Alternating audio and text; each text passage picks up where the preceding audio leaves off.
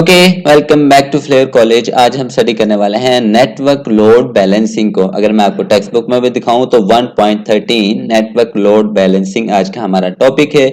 इसमें हम देखेंगे नेटवर्क लोड बैलेंसिंग होता क्या है, फिर इसके बेनिफिट्स की बात करेंगे और फिर इसके मेथड्स की भी बात करेंगे। अगर आपको टॉपिक समझ आए तो काइंडली चैनल को लाजमी सब्सक्राइब कीजिएगा। तो स्टार्ट करते हैं टॉपिक को। नेटवर्क लोड बैलेंसिंग थ्योरी को हम बाद में देखेंगे, पहले मैं आपको डायग्राम की मदद से समझाता हूं भाई नेटवर्क लोड बैलेंसिंग होता क्या है। ठीक है, तो ये आपके सामने जो पिक्चर नजर आ रही है ये एक नेटवर्क बनाया हुआ है मैंने सर्वर्स का। अब सर्वर्स क्या होते हैं? सर्वर्स भी पावरफुल कंप्यूटर्स होते हैं जो बहुत सारी रिक्वेस्ट को मैनेज कर रहे होते हैं। ठीक है, तो ये क्या है? हमारा सर्वर्स का एक नेटवर्क है, आपस में ये क्या है? कनेक्टेड है। अब मान लो मेरी एक वेबसाइट है, शॉपिंग वेबसाइट, तो ये आ गई मेरी शॉपिंग वेबसाइट। तो ये मैं रन कर रहा हूं इस सर्वर के ऊपर। ठीक है, अब मान लो इसके ऊपर आमतौर पे जो ट्रैफिक आती है, मैं कहता हूं कि भाई 100 यूजर रोज की इस वेबसाइट पे आते हैं, शॉपिंग करते हैं। तो ये अकेला जो मेरा सर्वर है इसको मैनेज कर रहा है। ठीक है, अब मान लो कोई त्योहार आ जाता है, जिस तरह हमारी ईद होती है, ठीक है, या फिर और कोई 14 अगस्त का त्योहार आ जाता है, तो फिर क्या होगा? तो अब ये जो सर्वर है ये मान लो ट्रैफिक हो गई, अब 500 के करीब पहुंच गई एक दिन में। अब इसकी जो कैपेसिटी थी वो 100 को मैनेज करने थी। अब जो कस्टमर आ रहे हैं वो इस वेबसाइट पे 500 आ रहे हैं, तो ये इसकी कंट्रोल से यानी इसकी कैपेसिटी से बाहर चला गया। तो अब क्या होगा? ये जो लोड होगा, जो एक्स्ट्रा जो लोड है, जो 400 यूजर एक्स्ट्रा आए, तो फिर ये क्या करेगा? ये वाला सर्वर इनको भेज देगा कि भाई इन यूजर्स को आप मैनेज करो। ठीक है, तो उसने अपना लोड क्या कर दिया? बैलेंस कर दिया, दूसरे सर्वर की तरफ शिफ्ट कर दिया कि आप जो बाकी एक्स्ट्रा कस्टमर आए हैं आप इनको मैनेज करो ताकि मेरे ऊपर सारा लोड ना आए। ठीक है, तो यही कहलाती है लोड बैलेंसिंग। तो देखते हैं नेटवर्क लोड बैलेंसिंग को।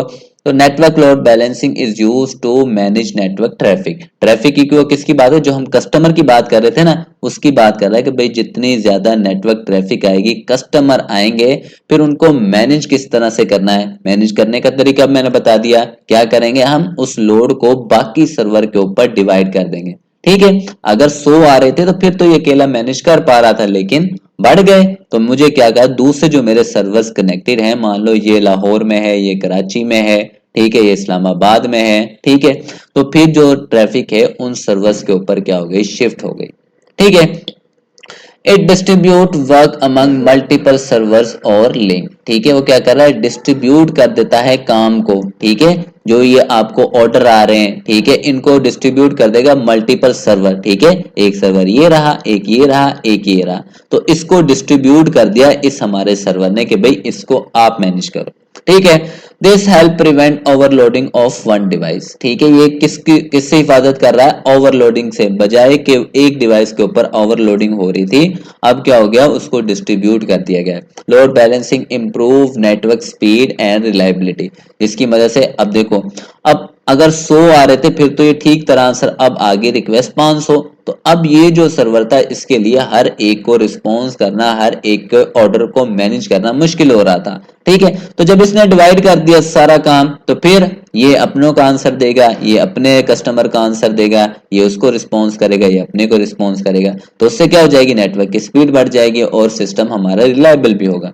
It is use to large network and data centre. अब ये यूज कहाँ पे होते हैं? जो बड़े हमारे लार्ज नेटवर्क होते हैं। ठीक है, जिस तरह अमेजोन की वेबसाइट हो गई, पूरी दुनिया वहां से शॉपिंग करती है। जिस तरह गूगल हो गया, गूगल पे पूरी दुनिया सर्च करती है।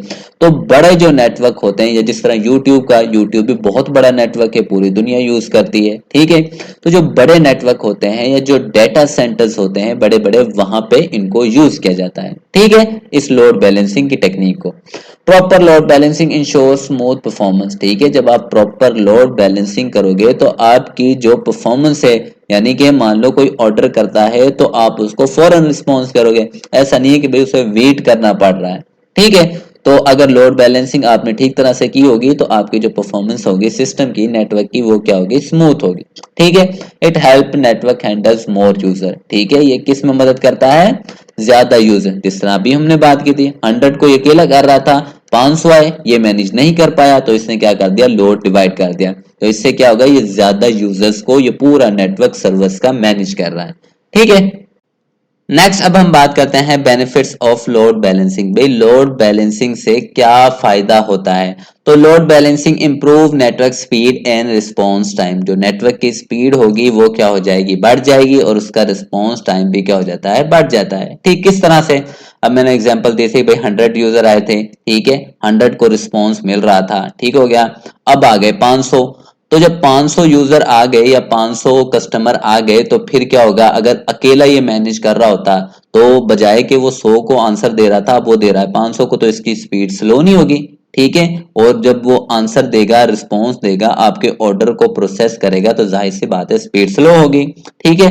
लेकिन अगर आप यूज करते हो लोड बैलेंसिंग का तो फिर क्या होगा? लोड डिवाइड हो जाएगा, कुछ इसके पास, कुछ इसके पास, कुछ इसके, यानी चारों मिलके अब इस अकेली वेबसाइट को मैनेज कर रहे हैं, ठीक है। तो ना स्पीड स्लो होगी, ना रिस्पॉन्स टाइम कम होगा, ठीक है। ये फायदा होता है लोड बैलेंसिंग।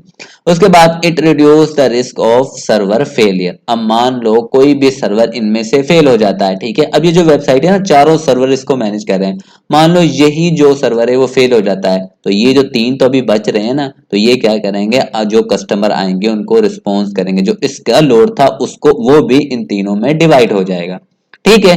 मान लो अगर ये भी हो गया तो ये 3 है, ये हो गया तो अब ये 3 है, ठीक है। ये अगर सर्वर फेल हो जाता है इनमें से कोई भी, तो बाकी उसके लोड को मैनेज करेंगे।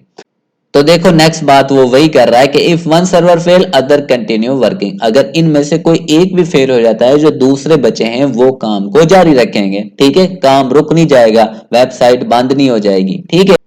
उसके बाद load balancing help handle high traffic easily, ठीक है। अगर ट्रैफिक ज्यादा आती है, जिस तरह मैंने बताया पहले 100 थे अब 500 हो गए, यानी ट्रैफिक ज्यादा आ गई, तो लोड बैलेंसिंग आसानी से मैनेज कर लेती है। किस तरह से करती है वो भी मैं एक्सप्लेन कर चुका हूं कि भाई ये लोड को क्या कर लेंगे? आपस में डिवाइड कर लेंगे।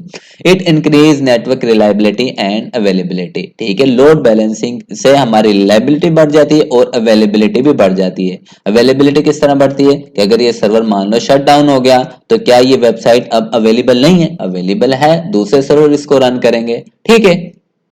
और लास्ट में हम बात करते हैं बेसिक लोड बैलेंसिंग मेथड, यानी लोड बैलेंस करने के जो बेसिक मेथड हैं उनकी बात करते हैं। आपकी बुक में 3 को एक्सप्लेन किया गया है, एक है राउंड रॉबिन, दूसरा है लीस्ट कनेक्शन और तीसरा है आईपी हैश। तो पहले राउंड रॉबिन की बात करें, इसी एग्जांपल से हम इस राउंड रॉबिन को समझेंगे। तो ये क्या करेगा?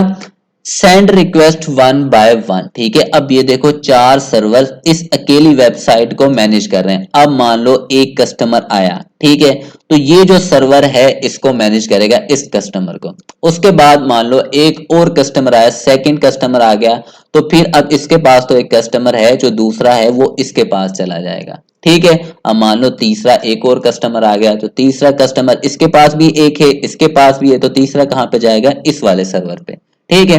उसके बाद मान लो एक 4 आ गया, ठीक है, अब इन तीनों के पास है तो ये इसके पास चला जाएगा, ठीक है। तो 1 बाय 1 जो है रिक्वेस्ट को हैंडल करेगा। मेथड सेंड रिक्वेस्ट 1 बाय 1, एक एक करके, पहली इसके पास, दूसरी, तीसरी, उसके बाद चौथी, अगर 5वीं आ जाती है तो 5वीं फिर इसके पास आएगी, फिर इस तरह से, यानी 1 बाय 1। उसके बाद least connection method send traffic to less busy server. मैं सारा कुछ अरेंज कर देता हूं। तो अब वो बात कर रहा है लीस्ट कनेक्शन क्या करता है? Send traffic to less busy server. अब मान लो 5 यूजर को ये वाला सर्वर मैनेज कर रहा है, ठीक है, उसके बाद 7 को ये वाला कर रहा है, ठीक है, 8 को ये कर रहा है, हम कहें 10 को ये कर रहा है, ठीक है। अब नया एक यूजर आता है इस वेबसाइट को यूज करने वाला, या कस्टमर कह लो, एक आता है, ठीक है। अब वो किसके पास जाएगा? वो कह रहा है least busy, less busy server. अब इनमें से देखो इसके पास 10 हैं, इसके पास 8 हैं, इसके पास 7 हैं, तो अकेला ये सर्वर है जिसके पास सबसे कम है, तो वो जो नया कस्टमर आया है वो इसके पास जाएगा, तो ये सर्वर उसको रिस्पॉन्स करेगा, ठीक है। तीसरा नंबर पे आता है IP hash method. Use IP address to decide traffic. ये क्या करेगा? जो कस्टमर आया है उसका कोई ना कोई आईपी एड्रेस तो होगा ना, ठीक है, क्योंकि डिवाइस से एक्सेस करते हैं, जितनी भी डिवाइसेस नेटवर्क के ऊपर, इंटरनेट के ऊपर जाती हैं, उनका कोई ना कोई लाजमी आईपी एड्रेस होता है, हम ये डिटेल में पढ़ चुके हैं, ठीक है।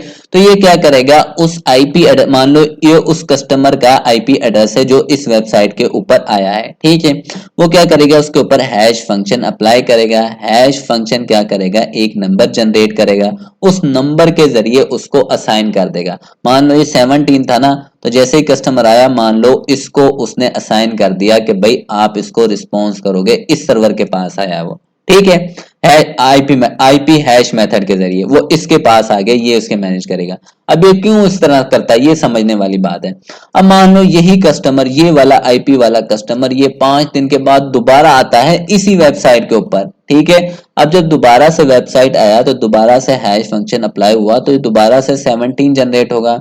तो फिर इसे पता होगा ये कस्टमर पहले भी आ चुका है, इसका डेटा इस सर्वर के ऊपर स्टोर है, बजाय कि वो किसी और सर्वर के पास भेजे और दोबारा से उसे डेटा स्टोर करना पड़े, वो क्या करेगा, जिस सर्वर के पास पहले से इसका डेटा मौजूद है उसी के ऊपर उसको भेज देगा कि भाई आप इसको रिस्पॉन्स करोगे, आपने इसको पहले भी रिस्पॉन्स किया था, ठीक है। अक्सर होता है ना, हम वेबसाइट पे जाते हैं, कुछ चीजों को क्या करते हैं, फेवरेट करके स्टोर कर देते हैं, अपनी लिस्ट बना लेते हैं, ठीक है। तो वो लिस्ट इसी सर्वर के ऊपर स्टोर होगी, क्योंकि आप पहले इसको, ये जो सर्वर है आपको पहले रिस्पॉन्स कर चुका है, तो इसी वजह से आईपी हैश मेथड आपको उसी सर्वर के ऊपर भेजेगा जहां पे आपकी वो लिस्ट स्टोर होंगे, ठीक है। तो आई होप आपको समझ आ गई होगी। कोई क्वेश्चन हो तो पूछ लीजिएगा, चैनल को लाजमी सब्सक्राइब कीजिएगा।